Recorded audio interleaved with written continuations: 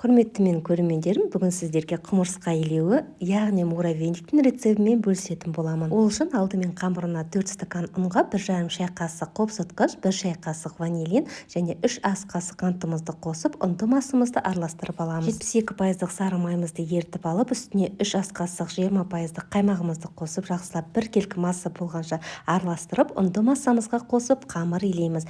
Қамырды ыңғайлы болу үшін мен 2 бөлікке бөліп илеп алдым. Дайын болған қамырды мұздатқышта 1,5-2 сағат салып қоямыз. Мұздатқышта толығымен қатқан соң кішірек бөліктерге бөліп, ет тартқышты майда көзінен өткізіп, қызып тұрған 180 градус пеште сәл қызартып пісіреміз. Пісіп шыққан соң қолдың көмегімен ұсақтап аламыз. Креміне 200 грамм надежда майына 1 дана три желания сгущенкасын қосып, жақсылап араластырып, ұсақталған муравейниктарды қосып біріктіріп аламыз. Қиялдарыңызға ерік беріп, әртүрлі қылып әсемдеп ұсына берулеріңізге болады. YouTube арнама тіркеле кетулеріңізді сұраймын.